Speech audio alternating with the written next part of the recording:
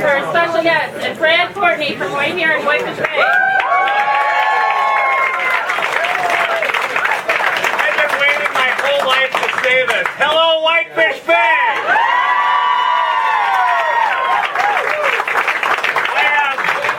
I have one question I want to ask everybody. Who wants to help me make Barack Obama a one-term president?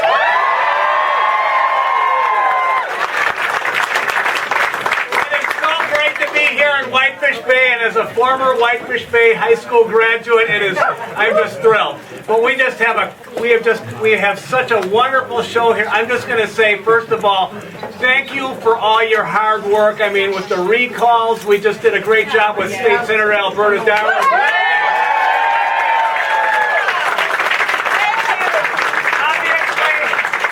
Obviously, getting Governor Walker reelected.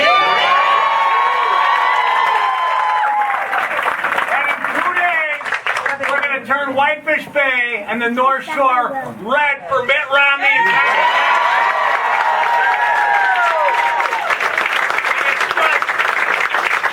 It's really my pleasure. Guys, this is my hometown, so let's just give Matt and Josh Romney a wonderful Whitefish Bay welcome.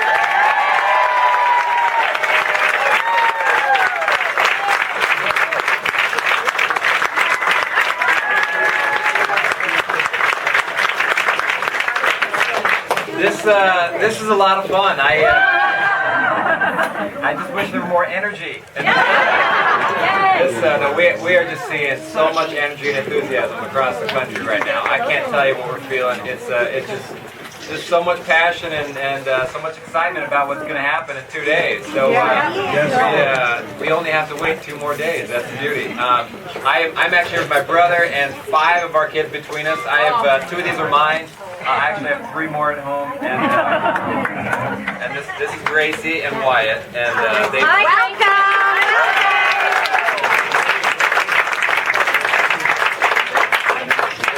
It sure is fun having these guys in the campaign trail with me. I will tell you, I love being able to campaign all across the country and let people know who my dad really is. Yeah.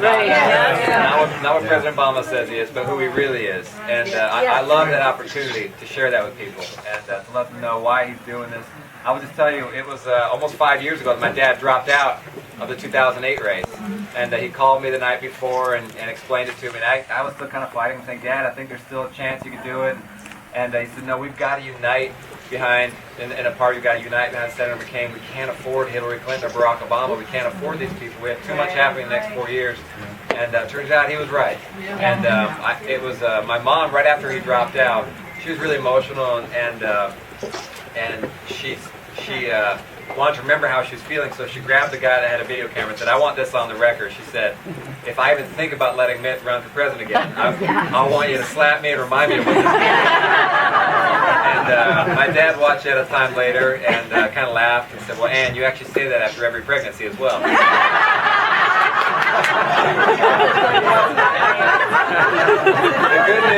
The good news for me and my brothers, there's 5 of us, so my mom has a very short-term memory. And the good news for the country is that she was the one that 2 years later came to my dad and started pushing him into it. We were only $13 trillion in debt or so at this point, and she can imagine the good old days. And she asked him if he were president, could he turn this around? And he said, yeah, if I were president, I could turn this around. And she said, well, then you don't have to think about whether you could win or what the race is going to be like. You just have to run. And then they came to me and my brothers, Matt and me and the other brothers, and they started talking to us about it. 4 of the 5 of us said, no, we're not interested.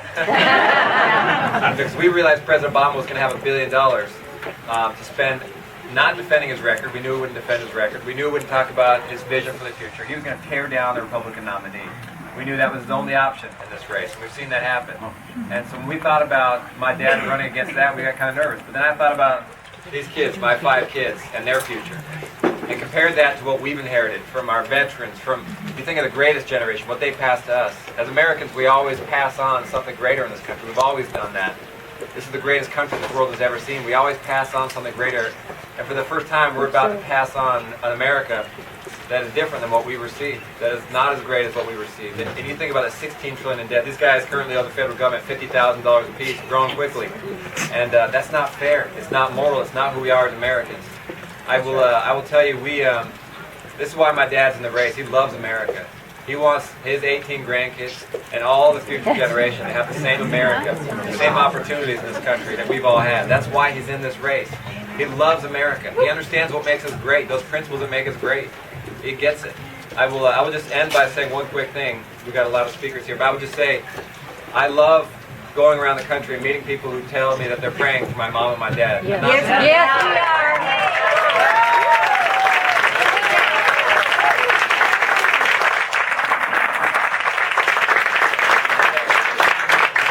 Praying for this country and our future. And every time we hear that, it moves us. It makes us emotional. We think of the tens of millions of Americans who are praying for this country right now, who understand what's at stake. And I'm convinced that God will bless America. That God does.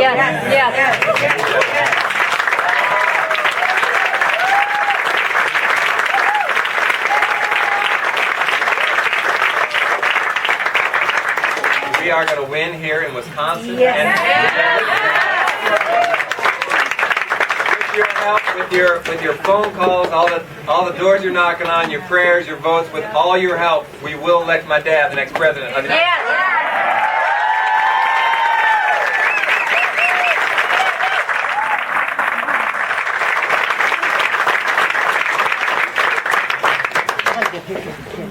Thanks. Josh does a good job. He's actually my younger brother. I'm really happy to be here. And I've got 3 of my kids, 3 of my 4. These are my twins, Nick and Chloe. And this is Mia, my 8-year-old.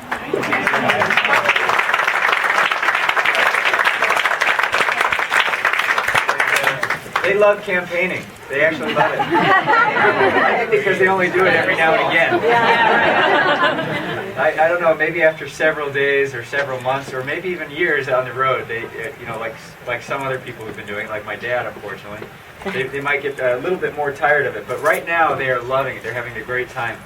Let me tell you, there are good parts and bad parts of campaigning. You guys know the bad parts. You can read all about it. What you don't know is the feeling that we get coming to towns like this, talking with people like you. The feeling we get is one of inspiration. It really is. We are so humbled by what you guys are doing. You guys are working hard. You're actually going out there on the front lines fighting for democracy. And that means so much to us. And it really provides so much energy and passion, as Josh was talking about, for the campaign. And it gives us a lot of courage and hope for this country. And when we meet people like you and we see the enthusiasm that's been building over the past couple months, it's really electric. It really is. I have to tell you, though, I would not be out campaigning if my dad were doing this for himself. You know, if he were doing this for the next step in his career, for any personal reason, it wouldn't interest me. I would not be here. The reason I'm here is because of the reason he's running. And he's running because he loves this country. He's running because he loves these kids, these grandkids, and all of our kids, and wants a brighter future for America, for all of our children. Josh pointed out some of the challenges we have. You've got 43 months of unemployment over 8%. You've got unemployment at 7.9% right now, which is higher than when President Obama took office. You've got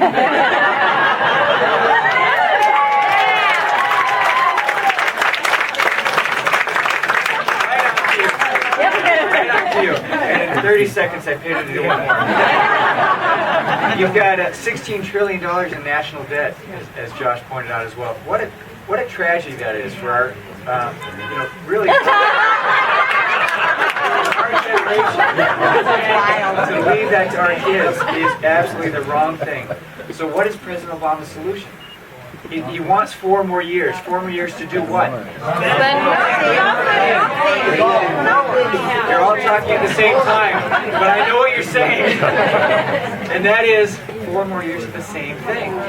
4 more years of more spending, more government stimulus. He just wants to try it out again. He wants to try raising taxes. He wants to try to grow the size of government. How has that worked? It hasn't worked. And so he wants to do more of the same. Well, my dad has a different vision. And not only does he have a different vision and a plan, he has a track record to prove it. And so his vision is one where government shrinks. Government actually becomes not an inhibitor to business, but gets behind business and starts to champion small business. That's what he wants to do. He wants to streamline regulation. He wants to lower the tax burden for the middle class. He wants to finally cut, cap, and balance federal spending. And with that, we'll actually be able to grow jobs again in this country. My boss, I feel really bad because I'm campaigning all the time. And I said to him once, I said, I feel so badly. You know, what can I do? You know, should I come back and just leave the campaign trail? And he said, no.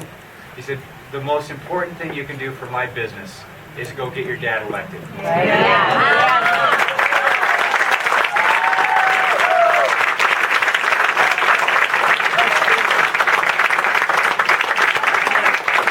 Share one quick story about my dad. Before I do, I just want to acknowledge the gentlemen who are here, Brad Courtney, Senator Johnson, Governor Walker. What heroes they are to go out. Oh my God, yes.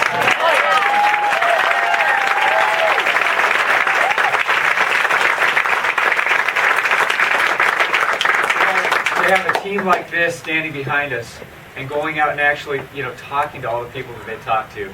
I know that they're working very hard. We've heard about what they've done, and you guys know this, you've seen it. That means a lot to us, and there are people like that all over the country that are getting behind us, and it's been, like I said, the momentum is absolutely building, and it's going to be a crescendo on Tuesday.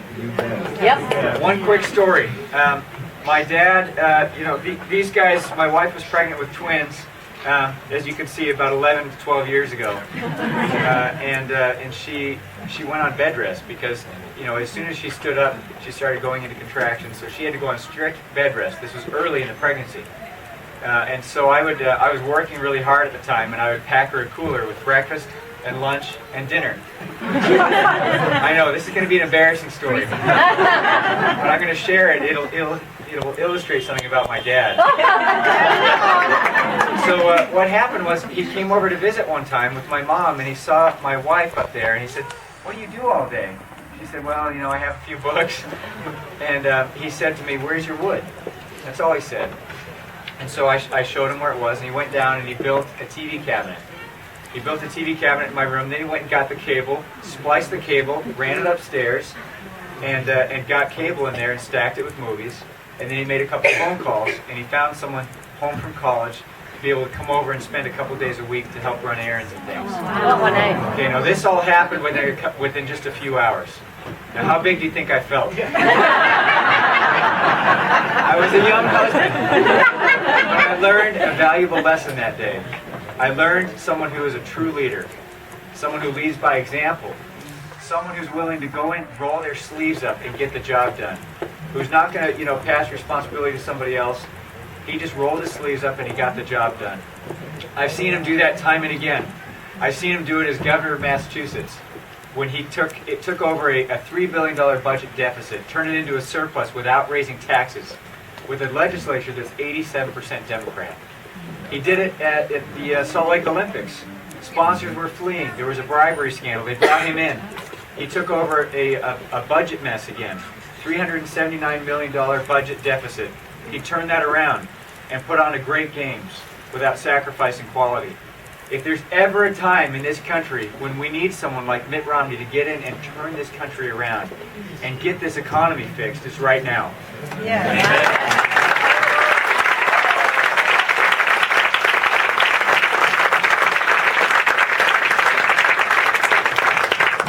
Get out there and keep working hard. We love what you're doing. We know you have a lot more work to do, and with your help, we can restore America to its greatness. Thank you. Great.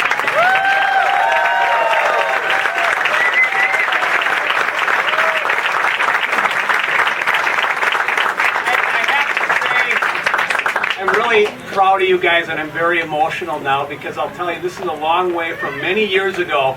We used to do lit drops out of Patty and Greg Ryman's home, and we've really come a long way. But it's now my privilege to introduce to another fine Wisconsinite who, in 2009, 2010, just looked at the TV and was yelling at it all the time because he really didn't like what was going on. The failed stimulus program, Obamacare. He just said this isn't right and decided to leave a comfortable business in Oshkosh, Wisconsin, and he tried to make a real difference. He ran against a 3-term incumbent Democrat, worked hard, told the truth, and now he's just been a wonderful senator in Washington, D.C. It's my privilege to introduce to you our U.S. Senator Ron Johnson.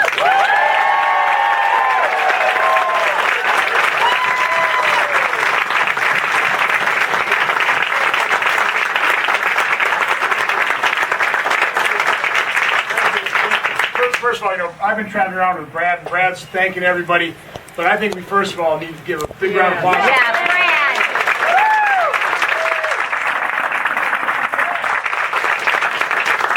Brad. Brad didn't have to do this. I mean, this is a volunteer position. He's putting in I don't know how many hours a week because he cares for this country and he cares about Wisconsin. So, God bless him for doing it. Thank you. Yep, thank you, Brad. The main reason we're all here is to thank all of you. There's no way I'd be standing here as your United States Senator. There's no way that Scott Walker would be here as your governor and then you're a re-elected governor. Yeah. With all the work like people like Lori and Alberta and everybody here. I mean, it is the grassroots. This is the political process. It's about one person talking to another person, informing them, telling them why it's so important to get out and vote, and that's what you guys are doing, and we're counting on you to do that even more. So thank you, and God bless you for doing it.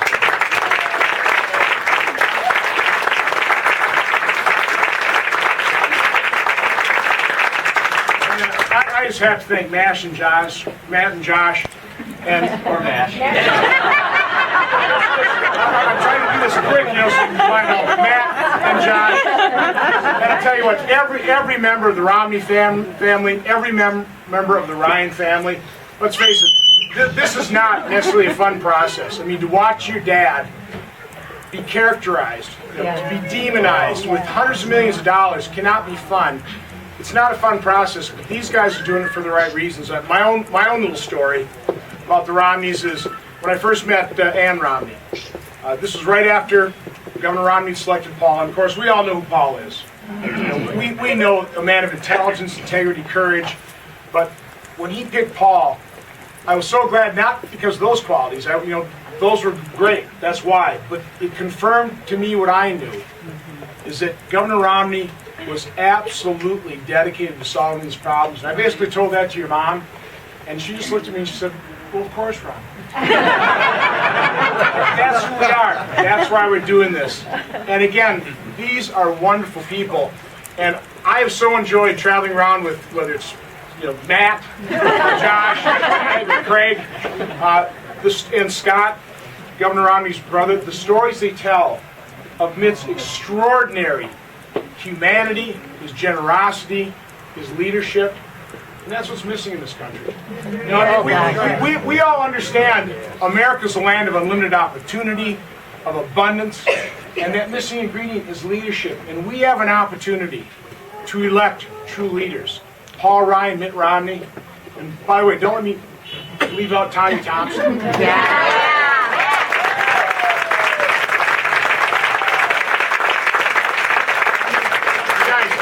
Begging you, send me Tommy. Now,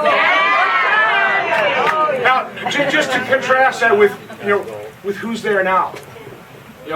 My standpoint, I'm the Senator Harry Reid, who just the other day said that if Mitt Romney thinks he's going to get along with Democratic senators, that's a laughable fantasy. Now, where's the gridlock occurring? Who's responsible for that? I don't think it's Senator Harry Reid and his do-nothing Senate. And by the way, just the other day, I think it was yesterday, Bill Clinton was talking about President Obama's just got this wonderful quality of cooperating. With who? I mean, with who? His last two budgets have been voted on now 3 times in the United States Congress. 0 to 610. He's not even cooperating with members of his own party. See, that is a record of absolute failure. Instead, we've got a man like Mitt Romney, men like Mitt Romney, Paul Ryan, and Tommy Thompson have that proven record. Of course, what I like to hear most about your dad is in Massachusetts as governor, was dealing with the legislature that's controlled 85% by Democrats, and he took a $3 billion budget deficit, turned into $2 billion rainy day fund. Now that's leadership. And we have that opportunity. So let me just leave you with this final thought before I turn it over to a true leader. Remember Florida in the year 2000.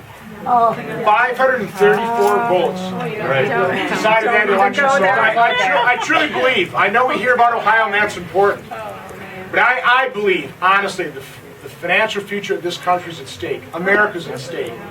And it's going to come right down here to the state of Wisconsin, to Whitefish Bay, to the people you're going to be talking to. And so that's the attitude you need to take into these last few days. If you've already voted, great. Make sure you get out. If you haven't voted, and make sure you take my goal, take 10 more people.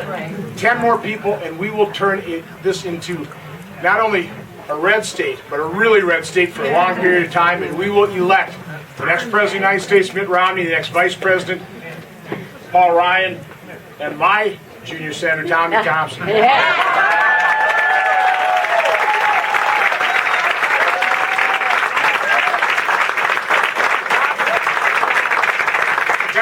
Efforts, and now it's my privilege to introduce a true leader for the state of Wisconsin, Scott Walker.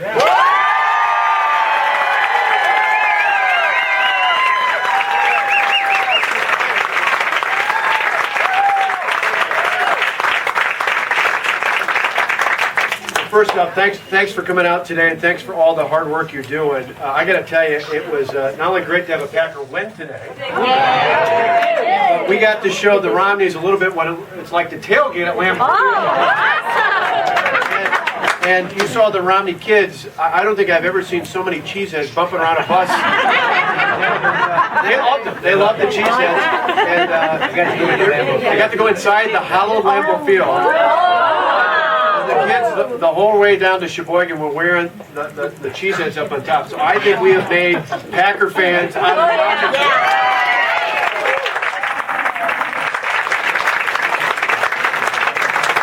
And really, it is an honor to be here with both Matt and with Josh. Ron, I had to laugh when you said that. I've got a Matt and an Alex. So when my kids were little, they're older now. One's in college, one's in a senior in high school. But when they get in trouble, I used to blur the names together. I'd say, Malix, get over here. It's like you're in trouble. But we just so appreciate your words and your commitment. We've been out in the campaign trail with you before, and it's great to see and to hear about the person who is Mitt Romney, because we don't always hear it. In fact, we hardly ever hear about it in the national media, but he's just an amazing person. I'll give you an example of this. On Friday, if not all, most of you joined us over at the State Fair Park. Yes. When Mitt Romney gave, I believe, the best speech of the day.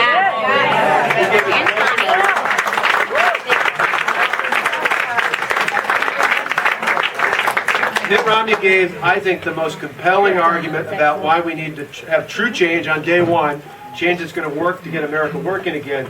But I had the honor, Tonette and I had the honor of traveling with him to Columbus, Ohio, and then to Cincinnati.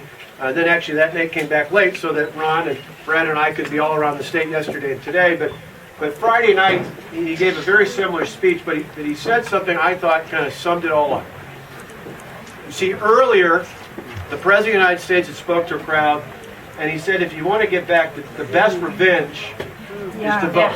And Mitt Romney got up in front of all of us who were there, not only people from Ohio, but people from all across the country come in to support him and kind of kick out across the country over this weekend. He said, I'm not asking for your vote for revenge. I'm asking for your vote for love of country. And I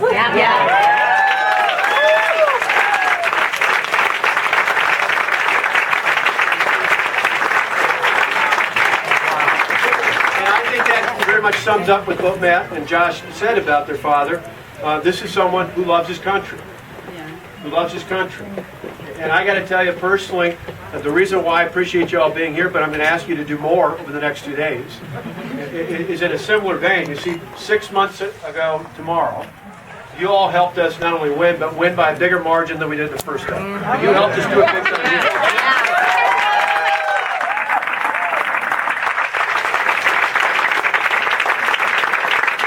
Antoinette was with us all throughout this past week, yesterday and up until today. She split off a little bit to help Alex out with something on the way home. But people ask, you know, you went through 2 elections in the last 2 years. You've gone through all this grief, all this hassle. Why would you be out campaigning again so hard? And I said, it's simple. I got 2 reasons. One's Matt, and the other's Alex. You see, when I look at my 2 sons, a freshman in college and a senior in high school, it quite frankly scares the dickens out of me that the last 4 years could be like the next 4 years. I look at the 2 of them and I realize if I want my sons, if I want your sons and daughters, your grandsons and your granddaughters to have the kind of future I believe our kids deserve, we can't afford to have 4 more years of the same thing. We have to have true change, and I believe the only person who can make that happen in America today is Governor Mitt Romney.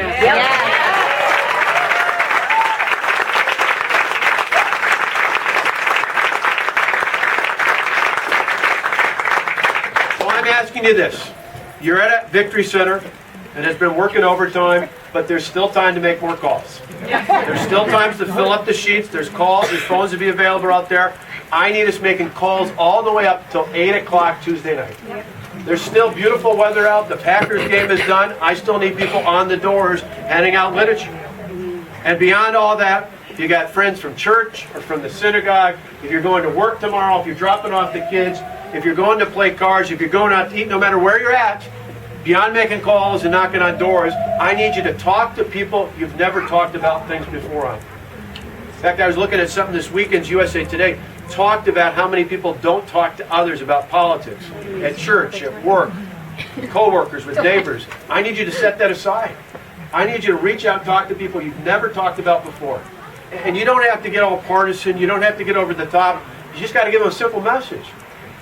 If we're going to get America working again, we need leadership. The only candidate who's shown, it's why, of all things, the Wisconsin State Journal, the paper in Madison. You believe it? Yes. The paper that 4 years ago endorsed Barack Obama because they wanted change, today said, we want real change, and that candidate's Governor Mitt Romney.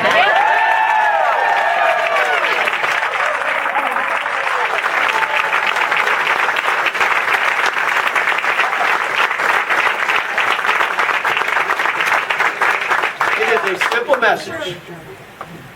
The president's had 4 years to get it done. He hasn't. You've heard it from all of us time and time again, but it's simple. If you want a president who can get this country working again, if you want a president who's actually created jobs, who's balanced the budget, who's brought both parties together, who can get America working again, there's only one option, and that's Governor Mitt Romney. With your help, we're going to win on Tuesday, but we got to get it done all the way through. Thank you so much.